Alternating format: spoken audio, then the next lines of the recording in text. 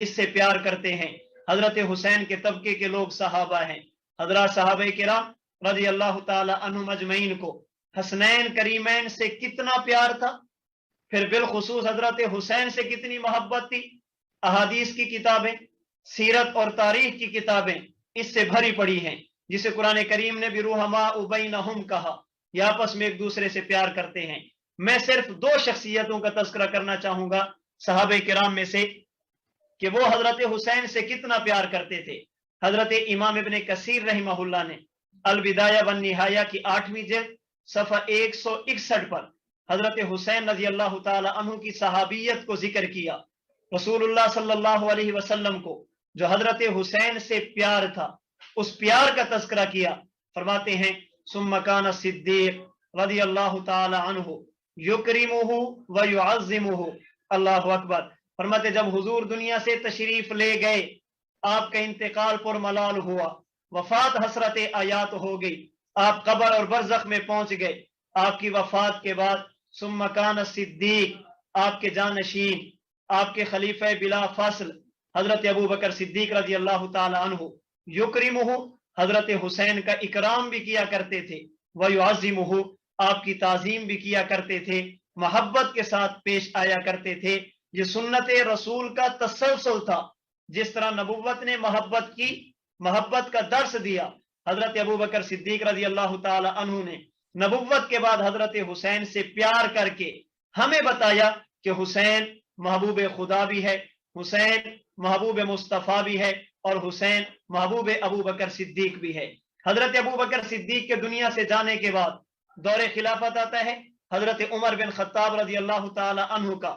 تاریخ بغداد کی پہلی جلد صفحہ 141 پر امام ابو بکر خطیب بغدادی نے لکھا، حضرت عمر بن خطاب رضی اللہ تعالی عنہ اپنے حقیقی بیٹے حضرت عبداللہ بن عمر سے زیادہ حضرت حسین رضی اللہ تعالی عنہ اور حضرت حسن سے پیار کیا کرتے تھے۔ حضرت عمر نے بھی بتایا جس طرح اولاد سے بڑھ کر نبوت سے پیار کرنا عمر کا ایمان ہے، اپنی اولاد سے بڑھ کر خاندان نبوت سے پیار کرنا، پھر بالخصوص حسنین کریمین حضرت حسین سے پیار کرنا، یہ عمر بن خطاب کے ایمان کا حصہ ہے۔ اسی محبت کا نتیجہ تھا۔ سیر اعلام النبلاء میں امام ذہبی نے لکھا کہ ایک مرتبہ کچھ پوشاکیں ہیں، کچھ کپڑے ہیں، حضرت عمر بن خطاب نے تقسیم کیے، کپڑے ختم ہو گئے، حسنین کریمین کو نہ ملے، اور بعض حضرات فرماتے ہیں حضرت عمر نے کپڑوں کو دیکھا، پھر فرمانے لگے یہ کپڑے ایسے نہیں ہیں جو حسنین کریمین اپنے جسم پر زیب تن کریں، یہ ان کی شان کے مناسب نہیں۔ آپ نے یمن میں بندہ بھیجا، وہاں سے اعلیٰ قسم کی پوشاکیں منگوائی، پھر حسنین کریمین کو پہنائی۔ جب حسنین کریمین وہ کپڑے پہن کر حضرت عمر کے سامنے آئے تو دیکھ کر فرمانے لگے میری طبیعت کو اصل خوشی اب پہنچی ہے۔ یہ محبت کا اظہار تھا۔ کتاب الاموال میں امام ابو عبید قاسم بن سلام رحمہ اللہ نے حضرت امام محمد باقر رحمہ اللہ کے حوالے سے نقل کیا کہ حضرت عمر بن خطاب رضی اللہ تعالی عنہ نے اپنے دور خلافت میں جب صحابہ کرام کے وظیفے مقرر کیے تو وہ صحابہ جو بدری تھے، غزوہ بدر میں نبوت کے ساتھ تھے، آپ نے ان کا وظیفہ دوسروں کی بنسبت زیادہ مقرر کیا۔ جب باری حسنین کریمین رضی اللہ تعالی عنہما کی، یہ غزوہ بدر میں شریک نہیں تھے، ان کی تو ولادت ہی غزوہ بدر کے بعد ہے۔ حضرت عمر بن خطاب رضی اللہ تعالی عنہ نے اپنی اولاد کا وظیفہ معمول کے مطابق، قانون کے مطابق جاری کیا، لیکن حسنین کریمین کا وظیفہ آپ نے بدری صحابہ کرام کے برابر مقرر کر کے بتایا کہ عمر بن خطاب جیسے بدری صحابہ کو عظمت کی نگاہ سے دیکھتا ہے، حسنین کریمین کو بدر میں شامل نہ ہونے کے باوجود مقام اور مرتبہ وہی دیتا ہے، اسی عظمت کی نگاہ سے دیکھتا ہے۔ یہ حضرت عمر بن خطاب رضی اللہ تعالی عنہ کا حسنین کریمین سے محبت تھا۔ تو محبت کرنے کی چوتھی وجہ وہ ہے معزز لوگوں کا محبت کرنا۔ حضرت حسین میں یہ بھی موجود ہے۔ محبت کرنے کی پانچویں وجہ کثرت عبادت۔ ہم حضرت حسین سے پیار کرتے ہیں۔ حضرت حسین کی سیرت صرف عقائد کا نام نہیں ہے، حضرت حسین کی سیرت میں صرف شہادت نہیں ہے، حضرت حسین کی سیرت میں عبادات بھی ہمیں ملتی ہے، بلکہ اپنے شیخ و مرشد، مربی و شیخ حضرت متکلم اسلام استاد محترم مولانا محمد الیاس گھمن صاحب दामत बरकातुहुल आलिया की तहरीर के मुताबिक मैं यूं कहना चाहूंगा, हजरत हुसैन की सीरत के ये पहलू वो हैं जो लोगों की आंखों से ओझल हैं, लोग इनकी तरफ तवज्जो भी नहीं करते। आपसे मोहब्बत करने की पांचवी वजह जो आपकी जिंदगी का एक अहम हिस्सा है वो है कसरत इबादत। हजरत हुसैन की सीरत का मुताला बताता है, आप फरैज के बाद नवाफिल कसरत के साथ पढ़ते थे, रमजानुल मुबारक के रोजों के बाद कसरत के साथ नवाफिल रोजे रखा करते थे, बल्कि बाज रिवायात के मुताबिक, बाज सीरत निगारों के मुताबिक रात के एक हिस्से में हजरत हसन इबादत फरमाते और रात के दूसरे हिस्से में हजरत हुसैन अल्लाह के हुजूर खड़े होते, राजो नियाज की बातें करते, इबादत करते। हजरत हुसैन रजी अल्लाह अन्हु ने 25 बैतुल्लाह के हज किए, उनमें से अक्सर वो थे जो बगैर सवारी के आपने पैदल कर किए।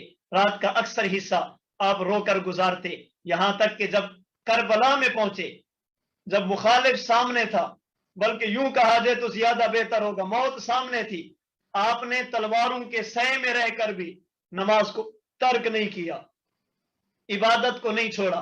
हजरत हुसैन आखिरी लम्हे तक कसरत इबादत को अपना मामूल बनाते रहे। कसरत इबादत की वजह से हम हजरत हुसैन से प्यार करते हैं। हजरत हुसैन से प्यार करने की छठी वजह, आपके अंदर जज्बे खैर खाही, जज्बे हमदर्दी मौजूद है। अगर कोई जरूरतमंद आता, आप उसकी जरूरत को पूरा करते। नफली नमाज में मशगूल है, दरवाजे पर दस्तक होती है, नमाज पढ़ के फारिग होते हैं, देखते हैं तो एक मांगने वाला है, जरूरतमंद है, आपने अपने गुलाम को आवाज दी, घर में कोई चीज बाकी है, कहा हजरत घर वालों के लिए 200 दरहम रखे हैं, आप फरमाने लगे कि हमारे घर वालों से ज्यादा ये जरूरतमंद है, इसको दे दो। आपने सैल की जरूरत को यूं पूरा किया। जज्बे खैर खाही और हमदर्दी ये हमें बुलाती है कि हम हजरत हुसैन से प्यार करें।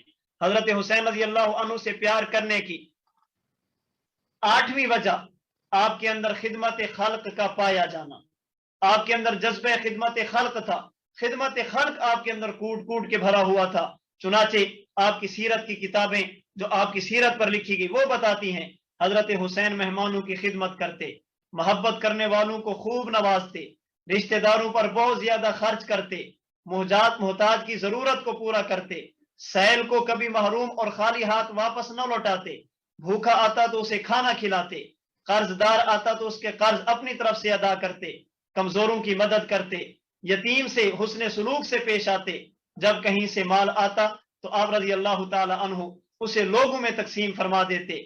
बल्कि मुसन्नफ अब्दुल रज़ाक में इमाम अब्दुल रज़ाक ने आपके खिदमत खल्क के जज्बे को बयान करते हुए फरमाते हैं कि जब हज के दिनों में हुज्जाज तशरीफ लाते तो आप अपने मुबारक हाथों से उन्हें आब ज़मज़म पिलाते और फरमाया करते थे, अल्लाह ने मौका दिया है अपने नेक बंदों की खिदमत का, तो ये खिदमत खल्क भी ये तकाजा करता है हम हजरत हुसैन से प्यार करें। हजरत हुसैन रज़ी अल्लाह ताला अन्हु से प्यार करने की एक वजह आपके अंदर जज्बे ईसार है। खुद जरूरतमंद होने के बावजूद दूसरों की जरूरतों को पूरा किया करते थे। आपसे मोहब्बत की आखिरी वजह, मोहब्बत की 10वीं वजह आपकी अच्छी मौत है, खात्मा बिल ईमान है। अल्लाह ने आपको शहादत की मौत अता फरमाई। ये वो मौत है जिसकी तमन्ना रहमत कायनात सल्लल्लाहु अलैहि वसल्लम ने कसम उठाकर फरमाई, वल्लज़ी नफ्सी बियदिही लवदित्तु अन उक़्तल फी सबीलिल्लाह सुम्मा उहया सुम्मा उक़्तल सुम्मा उहया सुम्मा उक़्तल सुम्मा उहया सुम्मा उक़्तल। हजरत हुसैन को अल्लाह ने शहादत की मौत अता फरमाई है। तो हम हजरत हुसैन से आपकी सीरत की बुनियाद पर आपसे प्यार करते हैं। जो असबाब मोहब्बत होने चाहिए हजरत हुसैन में मौजूद है। अगर मोहब्बत की वजह मकाम, हजरत हुसैन सहाबी, मकाम की वजह बड़ा खानदान, हजरत हुसैन नवासे रसूल, जिगर गोशे बतूल, फरजंद हैदर कर्रार हैं। अगर मोहब्बत की वजह किसी बड़े का महबूब होना है, आप महबूब खुदा, महबूब मुस्तफ़ा हैं। अगर मोहब्बत की वजह मुअज़्ज़ज़ लोगों का महबूब होना है, आप महबूब सहाबा हैं। अगर मोहब्बत की वजह कसरत इबादत है, आप कसरत से इबादत करते। अगर मोहब्बत की वजह तवाज़ो और आजी है, आप में मौजूद है। अगर मोहब्बत की वजह खैर खाही और हमदर्दी है, आप में मौजूद है। अगर मोहब्बत की वजह खिदमत खल्क है, यह हजरत हुसैन में मौजूद। अगर मोहब्बत की वजह ईसार है, حضرت حسین میں موجود. اگر محبت کی وجہ خاتمہ بالایمان اچھی موت ہے شہادت کی صورت میں آپ کی یہ بھی موجود ہے. اس لیے ہم حضرت حسین کو اپنے ایمان کا جو سمجھتے ہیں, اپنی آنکھوں کی ٹھنڈک سمجھتے ہیں, اپنے قلب کا سرور سمجھتے ہیں, اپنے سر کا تاج سمجھتے ہیں. حضرت حسین سے محبت ہمارے ایمان کا حصہ, حسین سے نفرت ہم اپنے ایمان کی تباہی, اپنے ایمان کی بربادی کا ذریعہ سمجھتے ہیں. رب العالمین مجھے اور آپ کو نبی کریم صلی اللہ علیہ وسلم کے تمام صحابہ کرام بالخصوص حضرت حسین رضی اللہ تعالی عنہ سے سچی محبت نصیب فرمائے. رب العالمین حضرت حسین کی سیرت مبارکہ پر مجھے اور آپ کو عمل پیرا ہونے کی توفیق عطا فرمائے. وآخر دعوانا ان الحمدللہ رب العالمین.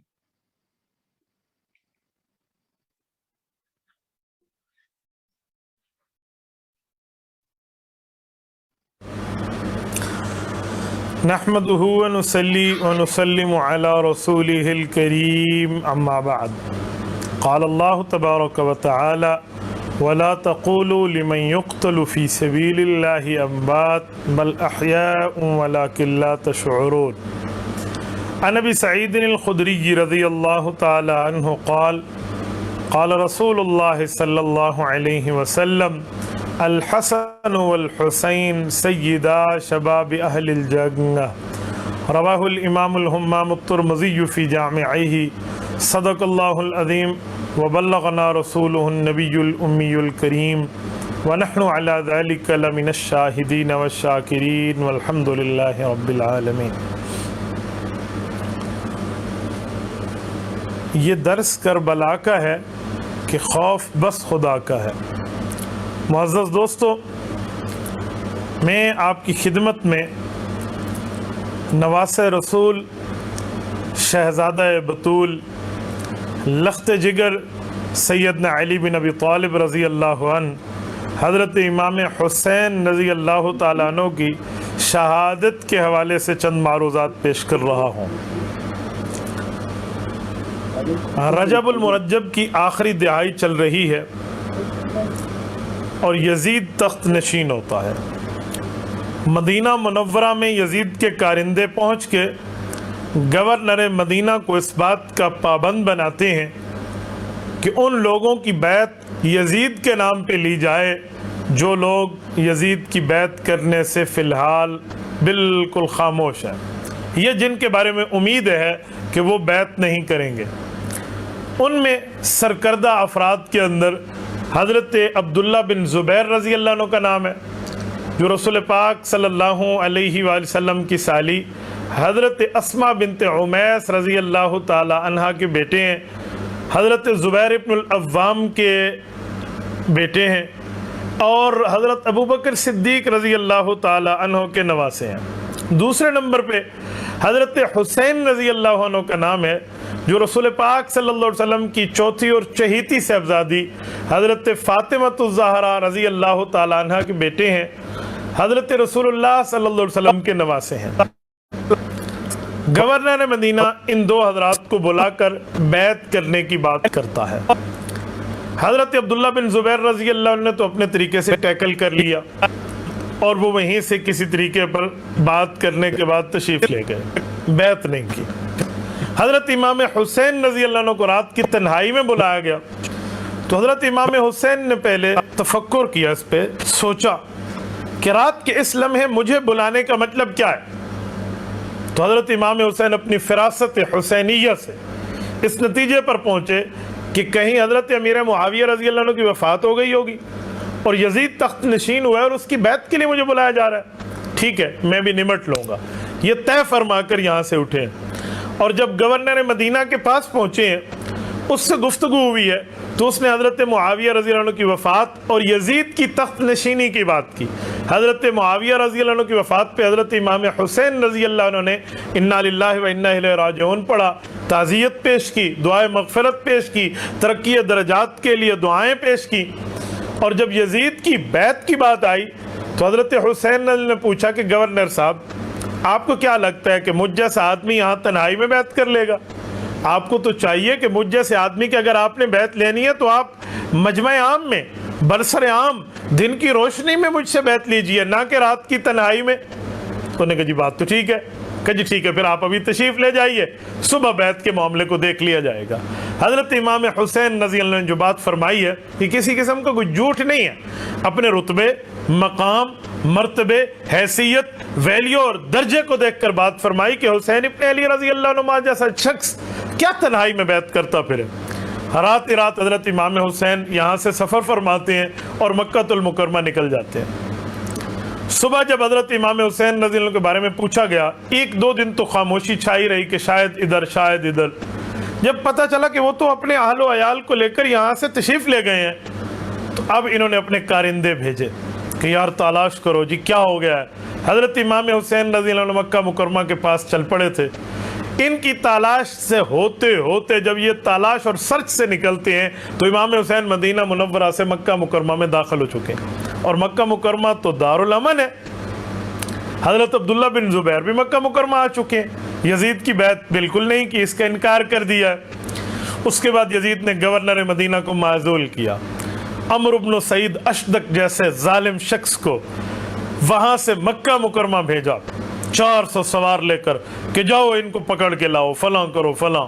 جب یہ مکہ مکرمہ آئے تو انہیں سمجھ آیا کہ ہمارا پالا کس سے پڑا ہے, اور شرم کے مارے اپنے منہ نیچا کر کے واپس چلے گئے کہ یار مکہ مکرمہ میں دار الامن ہے, بلد الامین ہے, پر امن جگہ ہے, جہاں چونٹی تک کو مارنے کی اجازت نہیں ہے, جہاں اشارے کے ساتھ بھی آپ حالت احرام میں کسی کو مار نہیں سکتے, کسی جانور کا شکار نہیں کر سکتے. وہاں ہم نواسہ ابو بکر اور نواسہ رسول کے لیے آ گئے ہیں, یار کیا معاملہ. بہرحال یہ وہاں سے واپس ہوئے. حضرت امیر معاویہ رضی اللہ عنہ کی وفات رجب میں تھی, تو رجب کا اینڈ تھا. رجب کے بعد شعبان آیا ہے, شعبان کے بعد رمضان ہے, رمضان کے بعد شوال ہے, شوال کے بعد ذوالقعد ہے, ذوالقعد کے بعد ذوالحج ہے. ذوالحجہ میں حضرت امام حسین رضی اللہ عنہ یہاں سے سفر ہے. 5 ماہ تک حضرت امام حسین مکہ مکرمہ میں مقیم ہے. دنیا زیارت کے لیے آ رہی ہے, لوگ مل رہے ہیں. حضرت امام حسین رضی اللہ تعالیٰ عنہ کے ایک حلقہ ارادت بڑھ رہا ہے, تو کوفہ کے چند ظالم بے وفاؤں کے امام جن کے ماتھے پر بے وفائی کا بدنما داغ ہے اور تا قیامت ان کے چہرے پر یہ ندامت اور بے وفائی کا داغ رہے گا, انہوں نے خطوط لکھے, انہوں نے آفر پیش کی ہے, انہوں نے وفود بھیجے ہیں, ڈیلیگیشن کا تاندہ بن گیا ہے. امام حسین رضی اللہ عنہ ہم نے سنا ہے آپ نے یزید کی بیعت کا انکار کیا ہے, آپ آئیے ہماری قیادت کیجئے, آپ آئیے کوفہ تشریف لائیے, آپ آئیے ہماری رہنمائی کیجئے, ہمیں شرعی معاملات میں سمجھائیے اور ہماری سرپرستی فرمائیے. خطوط در خطوط, خطوط در خطوط, وفود در وفود, ایک سلسلہ بن گیا. حضرت امام حسین رضی اللہ عنہ جب سفر کا ارادہ فرماتے ہیں تو صحابہ کی اولادیں اور امام حسین کے بچپن کے ساتھی اور دوست اور پیارے اور تعلق والے یہ آڑے آ جاتے ہیں. آپ سفر کیوں کر رہے ہیں؟ آپ جانتے نہیں ہیں یہ عراق والے کون سے لوگ ہیں جو آپ کو طلب کر رہے ہیں؟ انہوں نے آپ کے والد حضرت علی المرتضی رضی اللہ تعالیٰ عنہ کے ساتھ کیا کیا, انہوں نے آپ کے بھائی حضرت امام حسن رضی اللہ عنہ کے ساتھ کیا کیا. یا مذل المؤمنین کا ان لوگوں نے حضرت امام حسن رضی اللہ عنہ کو تانا دیا تھا. انہوں نے امام حسن کے نیزے کے ساتھ ان کے ران پر حملہ کیا تھا اور زخم دیا تھا. وجہ حضرت امام حسن رضی اللہ عنہ نے اللہ کے رسول صلی اللہ علیہ وسلم کی پیشن گوئی کو پورا کرتے ہوئے اپنے والد حضرت علی المرتضی کی طرف سے ان کی شہادت کے بعد بطور جانشین حضرت امیر معاویہ رضی اللہ عنہ کے ساتھ بیعت کی ہے, ہاتھ میں ہاتھ دے کر صلح کی ہے. اس کی پاداش میں ان کوفیوں کے نظریں پھر گئیں, ان کوفیوں کے لہجے پھر گئے, ان کوفیوں کے قول و قرار ایک جگہ نہیں رہے. آپ کو نہیں جانا چاہیے, حسین ابن علی رضی اللہ عنہ آپ کو نہیں جانا چاہیے. حضرت عبداللہ بن عباس ہیں کہنے والے, حضرت عبداللہ بن عمر ہیں کہنے والے, حضرت عبداللہ بن زبیر ہیں کہنے والے. صحابہ کرام کی اولادیں درمیان میں آ گئیں. امام حسین رضی اللہ عنہ نے اپنا ارادہ ملتوی کیا, پوچھا اچھا بتاؤ کیا حل ہے. یہ کہتے ہیں ہمیں دینی باتیں بتاؤ, یہ کہتے ہیں ہمیں دینی رہنمائی بتاؤ. آپ نے یزید کی بیعت نہیں کی, جی ہمارے پاس آئیے. اگر میں نہ جاؤں یہ کہتے ہیں کل قیامت میں ہم آپ کا نعوذ باللہ گریبان پکڑیں گے. میں اللہ کو کیا جواب دوں؟ ہزاروں آدمی مجھے اپنی دینی رہنمائی کے لیے طلب کر رہے, میں نہ جاؤں. صحابہ کرام نے عرض کیا امام حسین رضی اللہ عنہ ہمیں آپ کا خون عزیز ہے, ہمیں آپ کی جان عزیز ہے, ہمیں آپ کی عزت اور احترام عزیز ہے. آپ ایک کام کیجئے, ایک نمائندہ بھیج دیجئے, وہ وہاں جائے، ان کو پرکھے، ان کو سمجھے، ان کو سرچ کرے، ان کی تحقیق کرے، اور اس کے بعد معاملہ واضح ہو کہ لوگ آپ کے ساتھ مخلص ہیں یا منافق ہیں، یہ اوپر سے حامی بھر رہے ہیں یا اندر سے بھی آپ کے ساتھ ہیں۔ کہ جی بالکل بہت اچھی بات ہے، بھیج دینا چاہیے۔ حضرت عقیل رضی اللہ عنہ، حضرت علی المرتضیٰ کے بھائی، حضرت حسین رضی اللہ عنہ کے چچا جان، حضرت عقیل کے بڑے بیٹے حضرت مسلم ابن عقیل رضی اللہ عنہ کو بھیجا جاتا ہے، بطور جانشین بھیجا جاتا ہے، بطور ایمبیسیڈر بھیجا جاتا ہے، بطور سفیر بھیجا جاتا ہے، بطور نمائندہ بھیجا جاتا ہے، اور یہ کوفہ تشریف لے جاتے ہیں۔ وہاں کے ماحول کو دیکھتے ہیں، سازگار ماحول ہے۔ اس وقت وہاں کے جو گورنر تھے وہ نعمان ابن بشیر رضی اللہ عنہ تھے، عظیم صحابی رسول ہیں، لوگوں کے ساتھ بڑا اچھا برتاؤ ہے، بڑا تعلق ہے۔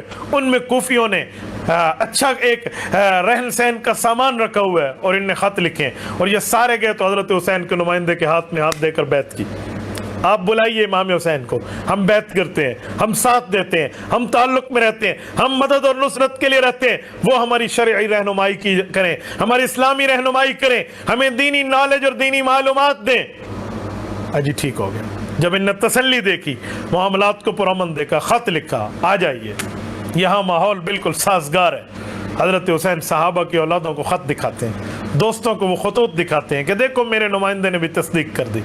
چلیے اب ان کے پاس تو کیا رہ گیا؟ ٹھیک ہے، حضرت امام حسین نے سفر شروع کیا ہے۔ یہ ذوالحج کے ابتدائی دن ہیں۔ حضرت حسین رضی اللہ عنہ سفر فرماتے ہیں کوفہ کی طرف۔ راستے میں پہنچتے ہیں کہ اطلاع ملتی ہے کہ حضرت مسلم ابن عقیل رضی اللہ تعالی عنہ کے ساتھ بے وفائی ہو گئی، اور ان کا جوابی خط آ چکا ہے کہ معاملہ کیا ہے اور معاملہ کیا ہے۔ یہ خط ابھی حضرت امام حسین کو ملا نہیں ہے، یہ اطلاعیں آنا شروع ہوئی ہیں۔ سفر ابھی جاری ہے، آل اولاد ساتھ ہے، قریبی علاقوں والے جو ساتھ چلتے گئے وہ چلتے گئے، ملتے گئے، بستیوں والے بھی ساتھ چلتے گئے، جس علاقے سے گزر ہوا کچھ لوگوں کا مجمع بھی ساتھ چل پڑا۔ ایک جگہ جا کر اطلاع آتی ہے کہ حضرت مسلم ابن عقیل رضی اللہ عنہ شہید کر دیا گیا۔ حضرت امام حسین رضی اللہ عنہ گویا انہونی ہو گئی، ناگہانی آفت ٹوٹ پڑی۔ حضرت امام حسین رضی اللہ عنہ جب یہ بیٹھ کر بات سنی ہے، اس پر مشورہ کیا کہ اب کیا کیا جائے، کیا سفر ملتوی کر دیا جائے؟ تو آل عقیل کھڑے ہوئے، حضرت عقیل رضی اللہ عنہ کے قریبی رشتہ دار، کہ امام حسین آپ کا بھائی تھا، ہم بھی اس کے قریبی ہیں، قصاص لینا چاہیے، بدلہ لینا چاہیے، مظلوم شہید کر دیا گیا، ہمیں تو جانا ہے، ہم تو واپس نہیں ہوتے۔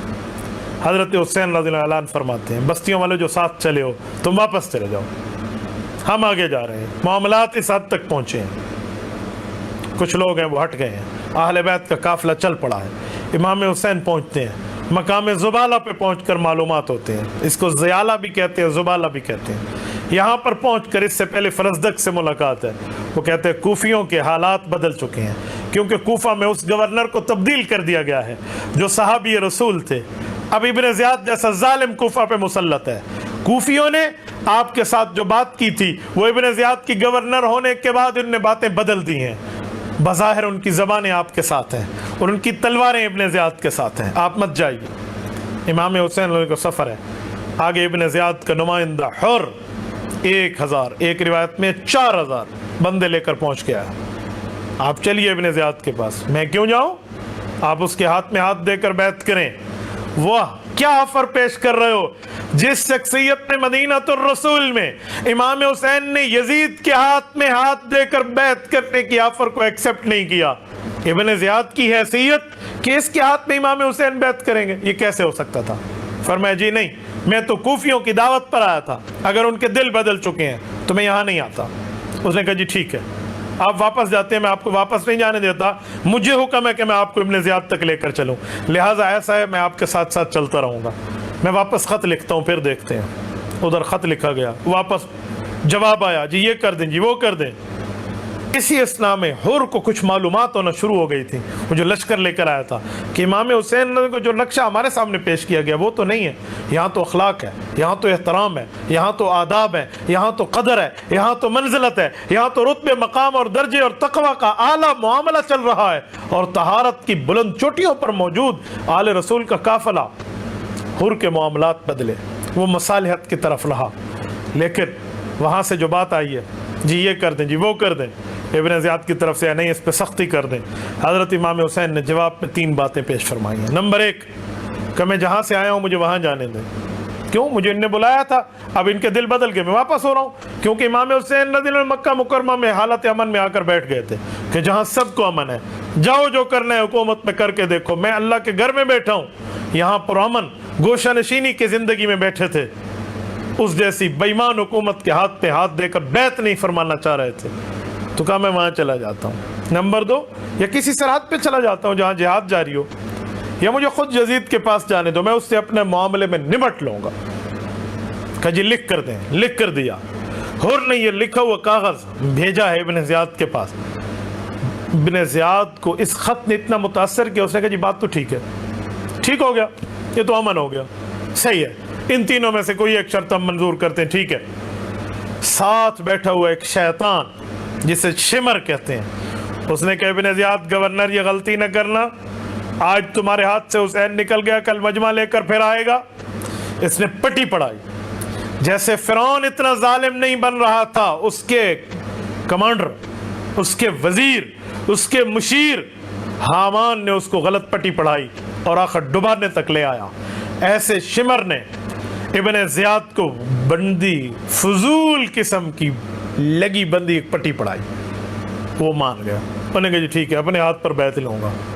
عمر بن سعد کی قیادت میں، شمر ابن ذوالجوشن کی قیادت میں مجمع بھیجے کہ جی ہمیں شرط قبول نہیں ہے، لڑائی ہوگی، پانی بند کر دیں، یہ ہے وہ ہے۔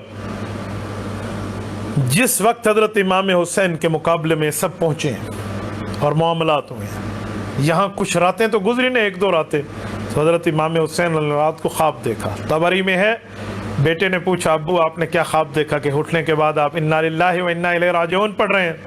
فرمایا بیٹا میں نے خواب دیکھا ہے کہ کچھ لوگ چل رہے ہیں اور ان کے ساتھ ان کی موتیں بھی چل رہی ہیں، کہ میں تو یہی سمجھتا ہوں کہ اس سے مراد ہم لوگ ہوں گے۔ بیٹے نے صبر کا مظاہرہ کیا۔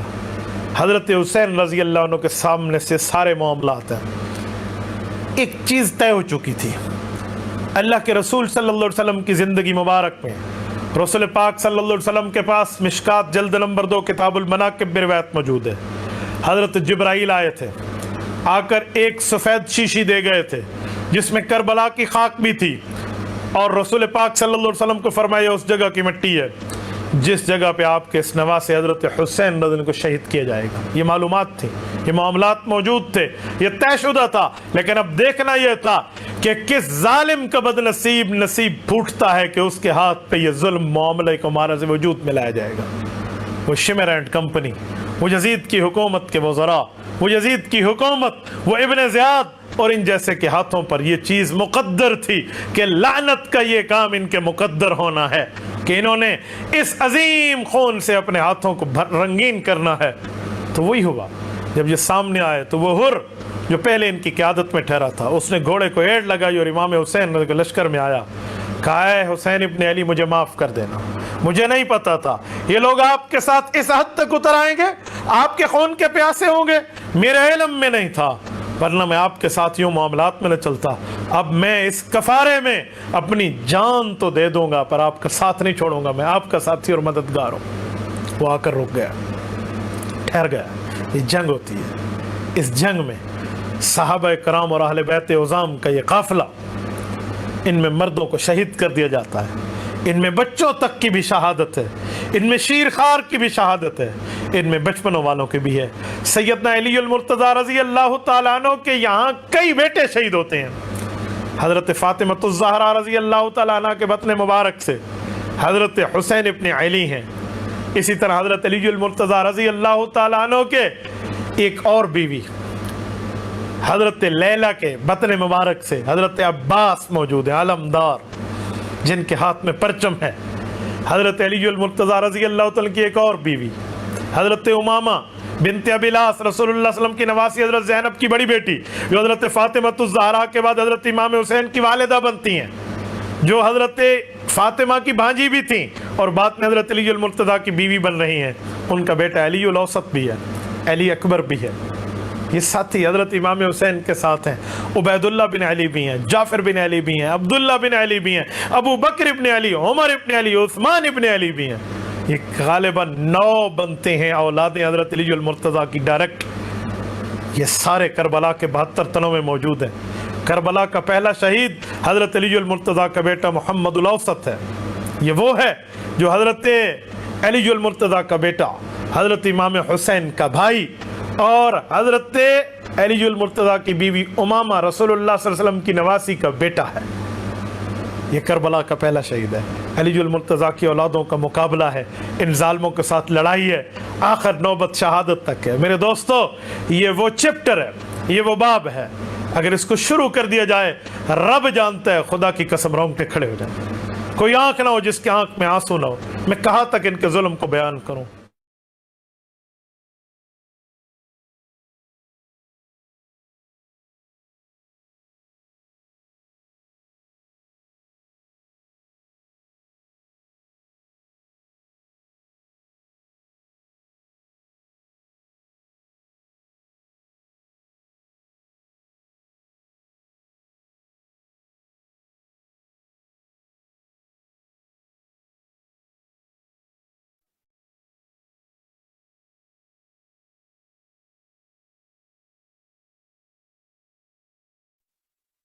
السلام علیکم۔ وعلیکم السلام ورحمۃ اللہ وبرکاتہ۔ استاد جی شروع فرمائیں آپ۔ اچانک بند ہو گیا؟ جی استاد جی۔ اچھا،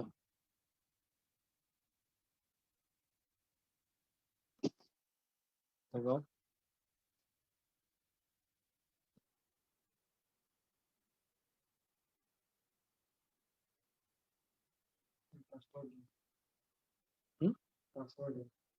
کیا مطلب؟ موبائل کا پاسورڈ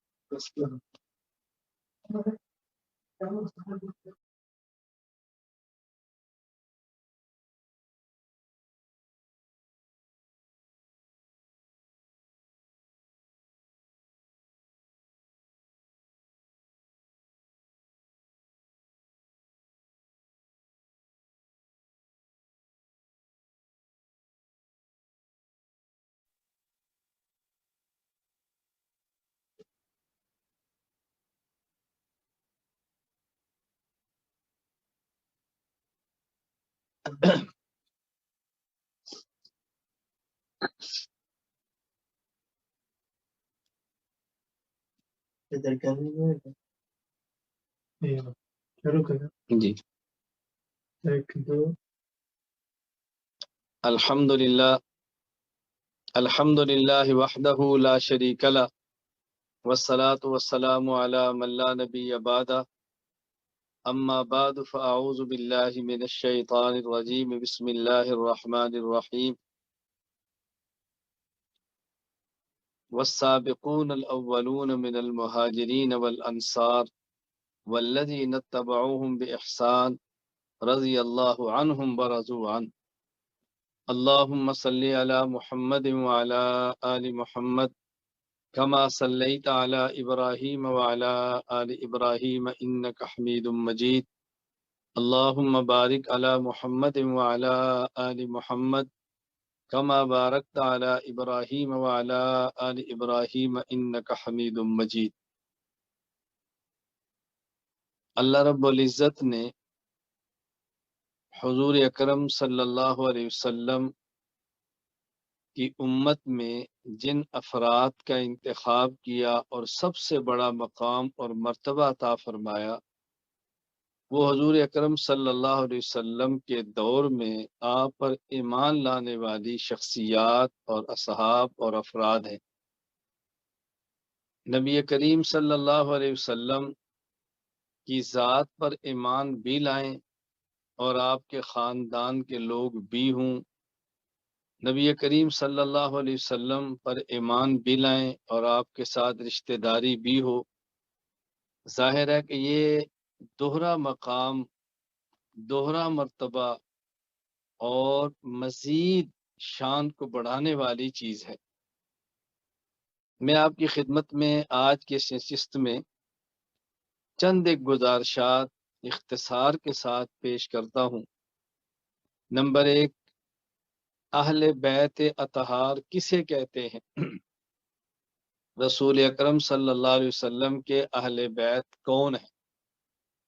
پہلی بات یہ سمجھیں کہ اہلن یہ بھی عربی کا لفظ ہے اور بیتن یہ بھی عربی کا لفظ ہے۔ بات یبی تو بیتن کا معنی ہوتا ہے رات گزارنا، اور بیت اس کمرے کو کہا جاتا ہے جس کمرے میں انسان رات گزارے، اور اہل بیت کا معنی یہ ہے کہ وہ فرد جو آپ کے ساتھ آپ کے کمرے میں رات گزارتا ہو وہ آپ کا اہل بیت ہے لغت کے اعتبار سے۔ اب اس کا مطلب یہ ہے کہ شریعت میں بہت سارے لوگ آپ کے رشتہ دار ہوں گے، آپ کی والدہ، آپ کا والد، آپ کا بھائی، آپ کی بہن، آپ کی بیوی، آپ کی اولاد، یہ قریبی رشتہ دار میں گنوا رہا ہوں۔ ان میں سے دیکھنا ہے کہ مستقل آپ ہی کے کمرے میں آپ کے ساتھ رات کون گزارتا ہے، مستقل، اس کو اہل بیت کا فرد اول کہا جائے گا۔ اب یہ بات تو بالکل حقیقت ہے کہ ماں کے ساتھ اس کا بیٹا بھی ماں کے کمرے میں رات گزارتا ہے، لیکن ایک مدت تک، کچھ مدت کے بعد اس بیٹے کا کمرہ الگ ہے۔ ماں کے ساتھ، والد کے ساتھ بیٹی بھی رات گزارتی ہے، لیکن ایک مدت تک، کچھ وقت کے بعد ایک عمر کا تقاضا آتا ہے کہ بیٹی کا کمرہ بھی الگ ہے۔ بہن اور بھائی بھی ایک کمرے میں رہتے ہیں رات کو، لیکن ایک وقت تک، ایک مدت آتی ہے کہ دونوں کا کمرہ الگ ہو جاتا ہے۔ تو وہ دو فرد جو ہمیشہ رات کے ساتھی ہیں یہ خامند اور بیوی ہیں۔ تو معلوم ہوا کہ کسی فرد کے ساتھ دائماً ہمیشہ رات گزارنے والی شخصیت یہ اس کی بیوی ہے۔ تو کسی بھی آدمی کی اہل بیت سب سے پہلے اس کی بیوی کہلاتی ہے۔ اسی طرح اگر آپ اپنے معاشرے کو دیکھیں، اپنے ماحول کو دیکھیں، اپنی سوسائٹی کو دیکھیں، میں مثال دوں گا تو بات جلدی سمجھ آئے۔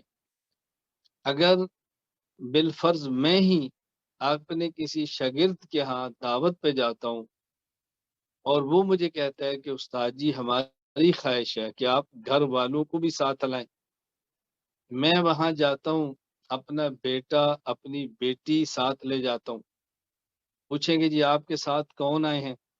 میں نے کہا میرا بیٹا اور بیٹی۔ تو گھر والے نہیں آئے؟ میں کہا تو ان کا عذر تھا تو نہیں آ سکے۔ اب بیٹا اور بیٹی ہونے کے باوجود کہا جا رہا ہے کہ آپ کے گھر والے نہیں آئے۔ ہم اردو میں گھر والے کہیں گے، گھر والی کہیں گے، اس کو عربی میں اہل بیت کہیں گے۔ تو معلوم ہوا کہ ہمارے ماحول، ہمارے معاشرے، ہمارے سوسائٹی میں بھی اہل بیت سے مراد سب سے پہلے وہ انسان کی بیوی ہی ہوتی ہے۔ تو رسول اکرم صلی اللہ علیہ وسلم کے اہل بیت کا پہلا فرد حضرت ام المومنین خدیجۃ الکبریٰ ہے رضی اللہ تعالی عنہ، اور اس کے بعد یکے بعد دیگرے آپ کی بیویاں ازواج مطہرات امہات المومنین 11، یہ رسول اکرم صلی اللہ علیہ وسلم کے اہل بیت کا پہلا فرد ہے۔ پھر نبی کریم صلی اللہ علیہ وسلم کے بیٹے، رسول اکرم صلی اللہ علیہ وسلم کی بیٹیاں، اس کے بعد داماد بھی شامل، نواسے نواسیاں بھی شامل، یہ سب اہل بیت ہے۔ تو اہل بیت کا فرد اول اور فرد کامل وہ پیغمبر پاک صلی اللہ علیہ وسلم کی بیویاں ہیں۔ آپ قرآن کریم میں غور فرمائیں تو یہی نظر آئے گا، یا نساء النبی لستن کاحد من النساء، قرآن کریم کہہ رہے ہیں۔ اب یہ آیت کا ابتدا ہے، اور آگے کیا فرمایا؟ انما یرید اللہ لیذہب عنکم الرجس اہل البیت ویطہرکم تطہیرا۔ آیت کے آغاز میں نساء النبی، اختتام میں اہل البیت۔ معلوم ہوا کہ پیغمبر کی بیویوں کو قرآن براہ راست اہل خطاب بیت کہہ رہا ہے۔ حضور اکرم صلی اللہ علیہ وسلم کی اولاد کا اہل بیت ہونا احادیث سے ثابت ہے۔ رسول اکرم صلی اللہ علیہ وسلم تشریف فرما ہے، حضرت علی آئے، حضرت فاطمہ الزہرا آئی، حسن و حسین آئے، آپ نے ان کو اپنے چادر کے نیچے لیا اور آپ نے اللہ سے دعا مانگی، اللہم ہؤلاء اہل بیتی، اے اللہ یہ میرے اہل بیت ہیں، فطہرہم تطہیرا، اے اللہ ان کو پاک اور صاف رکھنا۔ تو دیکھیں، قرآن پہلے حدیث بعد میں۔ قرآن نے اہل بیت ازواج کو کہا، حدیث نے اہل بیت اولاد کو کہا۔ ہم نے ازواج کو اہل بیت مانا قرآن کی وجہ سے، اولاد کو اہل بیت مانا حدیث کی وجہ سے۔ قرآن پہلے، حدیث بعد میں، ازواج اہل بیت پہلے، اولاد بعد میں۔ جو شخص قرآن نہ مانے بے ایمان ہے، حدیث نہ مانے بے ایمان ہے۔ ہم دیوبند والے قرآن بھی مانتے ہیں، ہم دیوبند والے حدیث بھی مانتے ہیں، ہم اہل بیت کو ہم ازواج پیغمبر کو اہل بیت مانتے ہیں، قرآن میں ہے۔ اولاد پیغمبر کو اہل بیت مانتے ہیں، حدیث میں ہے۔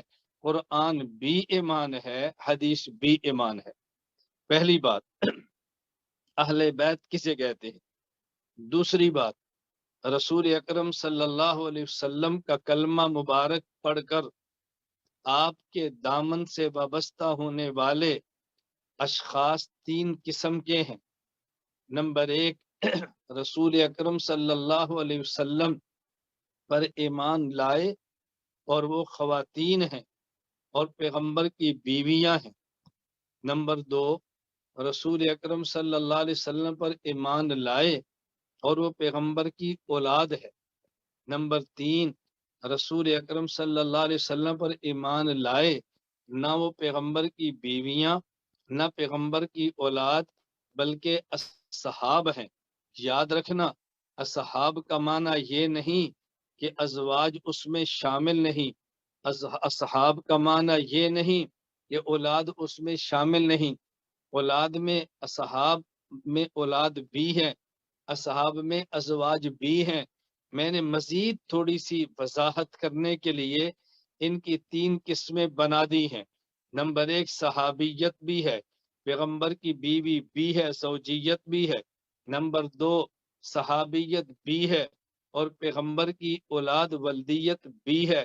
نمبر تین، زوجیت اور ولدیت نہیں، صرف صحابیت ہے۔ تو حضور صلی اللہ علیہ وسلم پر ایمان لانے والے تین قسم کے افراد ہوگے۔ نمبر ایک، صحابیت کے ساتھ زوجیت بھی۔ نمبر دو، صحابیت کے ساتھ ولدیت بھی۔ نمبر تین، صرف صحابیت۔ تو جہاں زوجیت اور صحابیت مل جائیں انہیں ازواج کہتے ہیں، جہاں پیغمبر کی صحابیت کے ساتھ ولدیت مل جائے انہیں اولاد کہتے ہیں، اور جہاں صرف پیغمبر کی صحابیت ہو، زوجیت ولدیت نہ ہو، انہیں اصحاب کہتے ہیں۔ تو گویا رسول اکرم صلی اللہ علیہ وسلم پر اس وقت پر ایمان لانے والوں کو ہم تین قسم کے افراد سمجھ سکتے ہیں۔ نمبر ایک، ازواج نبی، نمبر دو، اولاد نبی، نمبر تین، اصحاب نبی۔ یہ تین قسم کے افراد کیوں ہیں؟ اس لیے کہ رسول اکرم صلی اللہ علیہ وسلم کی تین ضرورتیں ہیں۔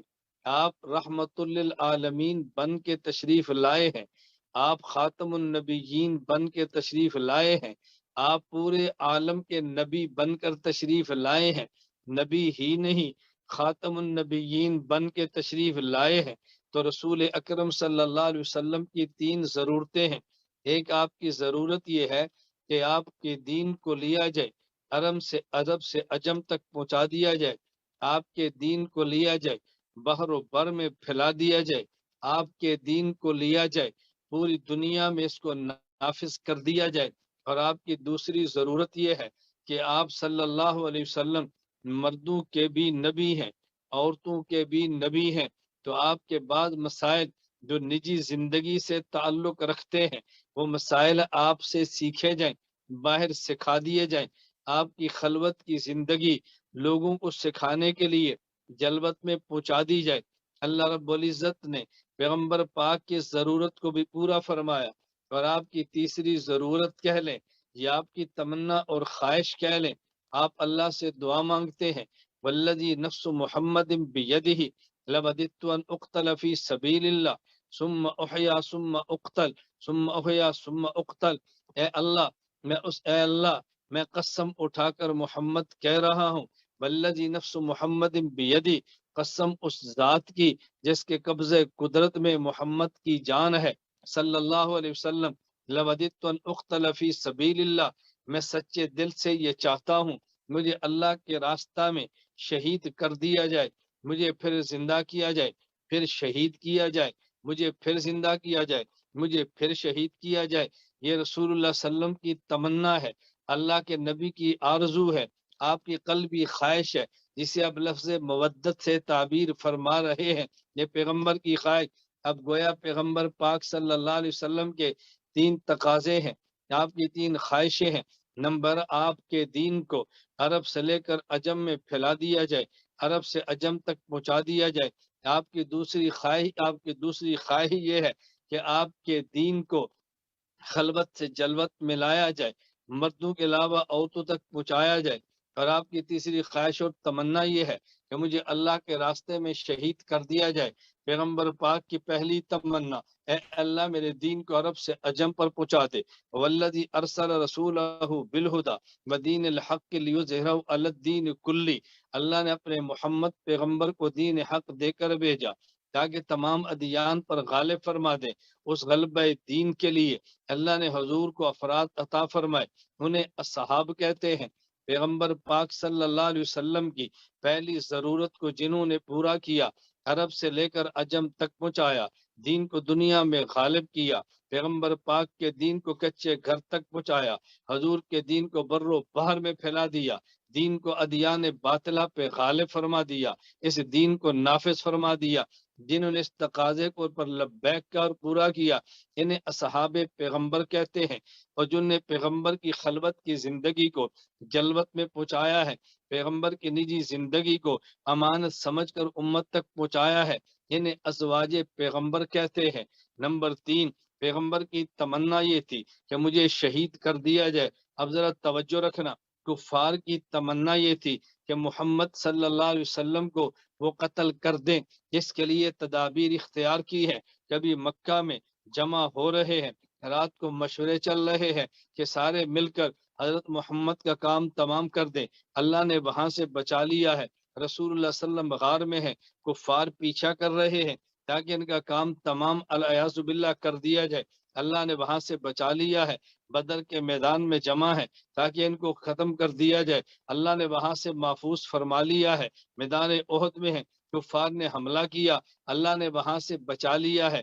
پیغمبر پاک خیبر میں ہیں، آپ کو بچا لیا گیا ہے، یہودیہ عورت نے زہر دیا، آپ کو بچا لیا گیا ہے، اوپر چٹان گرانے کی تدبیر بنی، اللہ نے وہاں سے بچا لیا ہے۔ پیغمبر پاک صلی اللہ علیہ وسلم کی ذات کو بچایا، لیکن حضور کی تمنا میں جام شہادت نوش کر جاؤں، کفار کی تمنا حضور کو قتل کر دیں۔ اب اگر اللہ کے نبی کفار کے ہاتھوں شہید ہو جاتے تو آپ کی تمنا تو پوری ہوتی، لیکن کفار کی آنکھیں بھی ٹھنڈی ہوتی۔ اللہ رب العزت نے کفار کی آنکھوں کو یوں ٹھنڈا ہونے نہیں دیا۔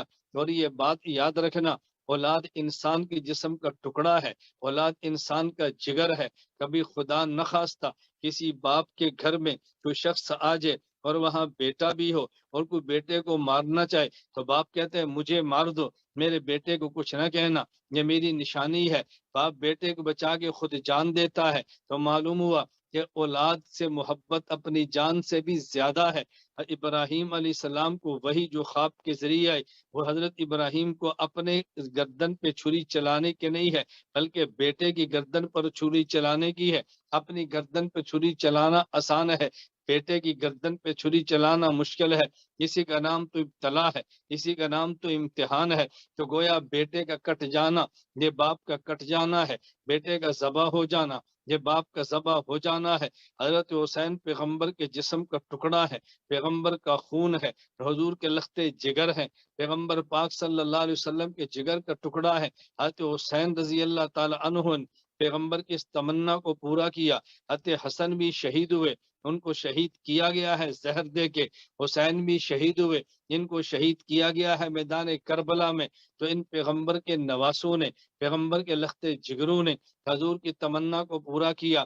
تو یوں پیغمبر تو محفوظ رہے تاکہ کفار کی آنکھیں ٹھنڈی نہ ہو، اور پیغمبر کے نواسوں نے جان دے کے پیغمبر کی خواہش کو پورا کیا ہے۔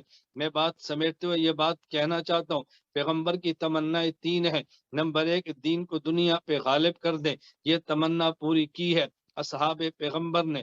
دوسری تمنا یہ ہے میری زندگی نجی اور خلوت باہر کی مستورات تک چلی جائے، یہ تمنا پوری کی ہے ازواج پیغمبر نے۔ حضور کی تیسری تمنا یہ ہے کہ میں اللہ کے راستے میں شہید ہو جاؤں، یہ تمنا پیغمبر کی پوری کی ہے۔ حضرت حسن حسین نے جام شہادت نوش فرما کے تو پیغمبر کے ساتھ جو افراد ملے کلمے کی حالت میں، وہ 3 طبقے تھے، یہ 3 قسمیں تھی، 3 اقسام ہیں، یہ پیغمبر کی 3 ضرورتیں ہیں جو اللہ نے تینوں کے ذریعے پوری فرمائی ہیں۔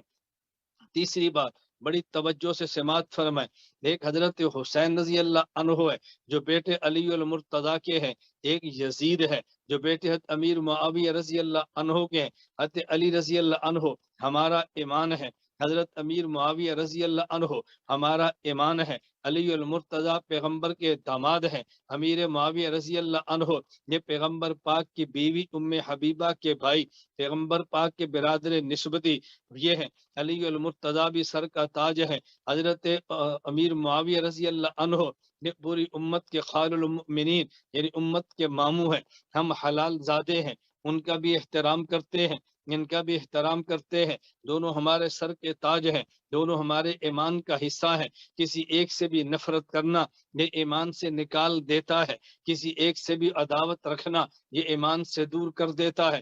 ہماری ان دونوں سے محبت قلبی ہے، ہم دونوں کو سر کا تاج مانتے ہیں۔ ان کے دونوں کے باہمی اختلاف اپنی جگہ پہ، وہ اختلاف تو موسیٰ اور ہارون علیہ السلام میں بھی تھے، ہم ان میں فرق نہیں کرتے، وہ بھی نبی اور یہ بھی نبی، اختلاف ان میں بھی تھے، ہم ان پر بھی، ہم ان کو بھی اپنے ایمان کا حصہ مانتے ہیں۔ علی بھی صحابی ہے، نحمدہ معاویہ بھی صحابی ہے رضی اللہ تعالی عنہما، ہم دل و جان سے تسلیم کرتے ہیں۔ بات توجہ سے سمجھنا، بات کے اختلافات کی نوعیت الگ ہے، ان دونوں کے اختلاف کی نوعیت الگ ہے۔ میں یہ بات اس لیے سمجھانا چاہتا ہوں، ہم حسینی ہیں، ہم یزیدی نہیں ہیں۔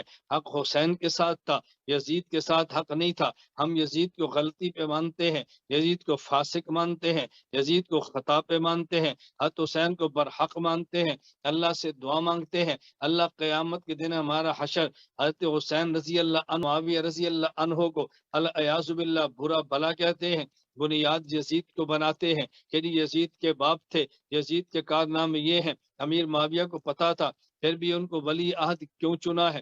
اور بعض لوگ وہ ہیں جو یزید کو صالح اور پارسا کہتے ہیں، اس کی بنیاد یہ کہ امیر معاویہ صحابی کے بیٹے ہیں، تو اس لیے ہم ان کو بھی نیک سمجھتے ہیں، یہ تو صحابی کا بیٹا ہے لہذا یہ تابعی ہے، حالت ایمان میں ہے۔ بعض یوں منطق چلا دیتے ہیں، بات اچھی طرح سمجھ لینا، بعضوں نے یہ کہا کہ نہیں جی یزید تو، اس یزید کی بنیاد پہ امیر معاویہ کو برا تھا، اور بعضوں نے کہا یزید بڑا اچھا تھا کیونکہ بعض صحابہ نے ان سے بیعت بھی کی ہے، تو صحابی تو غلط آدمی سے بیعت نہیں کر سکتے، صحابی تو برے آدمی کو اپنا ولی عہد نہیں بنا سکتا۔ اس غلط فہمی کے اندر کبھی مبتلا نہ ہونا، بات توجہ سے سمجھنا، یزید فاسق اور فاجر تھا، اور حضرت امیر معاویہ رضی اللہ عنہ نے اگر ولی عہد بنایا ہے، اس کی بنیاد یہ نہیں ہے کہ یزید نیک بہت تھا، توجہ رکھنا، اگر بعض صحابہ نے بیعت کی ہے اس کا معنی یہ نہیں تھا کہ یزید نیک بہت تھا. اصل مسئلہ یہ ہے خلافت میں دو چیزیں بنیادی ہیں. نمبر ایک انسان کا تقوی، نمبر دو تدبیر یعنی سیاسی امور میں ماہر ہونا.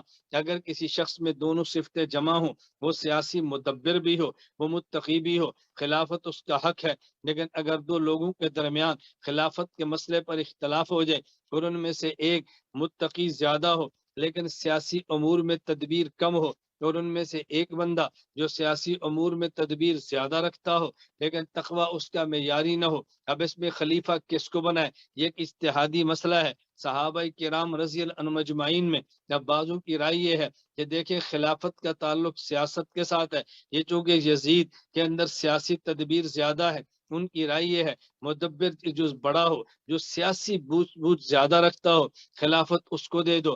بعضوں کی رائے یہ تھی نہیں، یہ سیاست عام نہیں ہے بلکہ شریعت کا مسئلہ ہے، لہذا جس میں تقوی اور خوف خدا زیادہ ہو خلافت اس کو دینی چاہیے. اب یہ چونکہ سیاسی مسئلہ اختلافی اور اجتہادی مسئلہ بن گیا، اس لیے اگر بعض صحابہ نے یزید کی بیعت کی ہے تو اس کی وجہ یہ نہیں تھی وہ یزید کو صالح سمجھے ہیں، اس کی وجہ یہ تھی وہ سیاسی امور میں مدبر سمجھے ہیں. اور بعض وہ صحابہ کرام جن نے یزید کی بیعت نہیں کی ہے حضرت حسین کے ساتھ کھڑے ہیں، اس کی وجہ وہ سمجھتے تھے کہ بنیاد اس کی تقوی ہے، اور جو تقوی حسین میں ہے یزید کو کہاں مل سکتا ہے. لہذا حضرت حسین رضی اللہ عنہ کو کے ہاتھ پر بیعت کریں اور یزید کی خلافت اور بیعت کا انکار کریں، بس یہ اجتہادی مسئلہ تھا.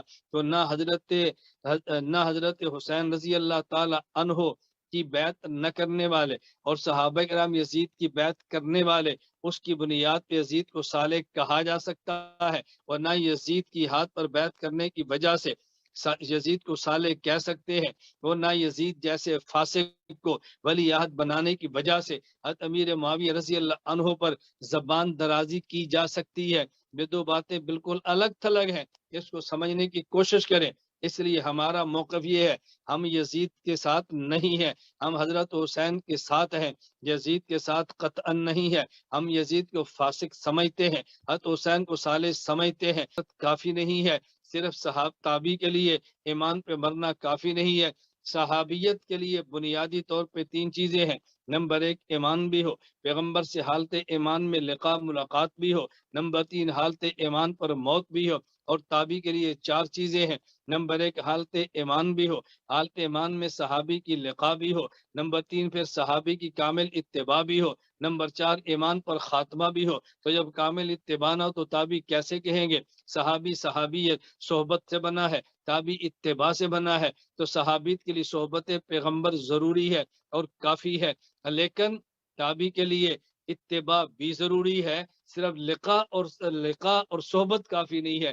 یہ دونوں بات اچھی طرح ذہن نشین فرما لیں. تو میں نے آج آپ کی خدمت میں تین باتیں عرض کی ہیں. نمبر ایک، جب ہم اہل بیت کہیں گے اس کا پہلا مصداق ازواج پیغمبر ہیں، اس کا دوسرا مصداق آل پیغمبر ہیں، اور یہ دونوں ہمارا ایمان ہے.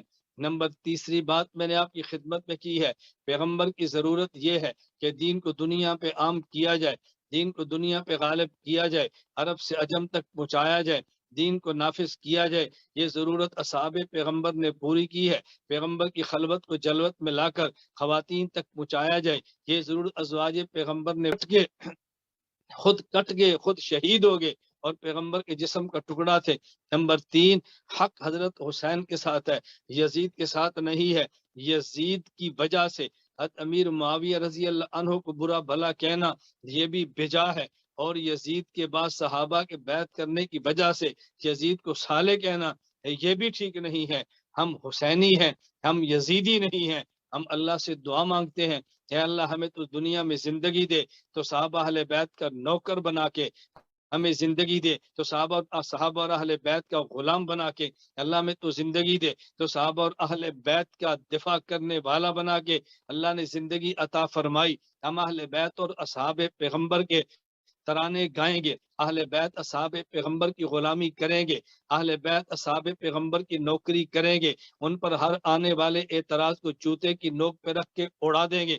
असहाब पैगंबर का दिफा करेंगे, और हर वो शख्स जो असहाब पैगंबर का दिफा करे वो हमारा इमाम है। जो पैगंबर के सहाबा की बात करे हम दिल से उसकी कदर इज्जत करते हैं। किसी दर्जे में भी पैगंबर के सहाबा की बात करे, अहले बैत की बात करे, हम इज्जत भी करते हैं, एहतराम खड़ा करे, आले पैगंबर के साथ खड़ा करे, हमें अज़वाज पैगंबर का रूहानी बेटा बनकर जिंदा रहने की अल्लाह तौफीक अता फरमाए। मैं आखिरी गुजारिश करता हूँ, असहाब पैगंबर, अज़वाज पैगंबर, आले पैगंबर सल्लल्लाहु अलैहि वसल्लम, इनके बारे में नजरिया और अकीदा आलो सुन्नत वल जमात अहनाफ देवबंद का ज़हन में रख लें।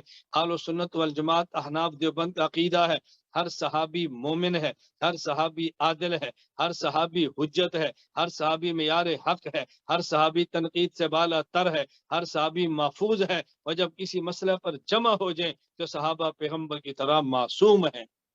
वाखिर दावाना अनिल हम्दुलिल्लाहि रब्बिल आलमीन।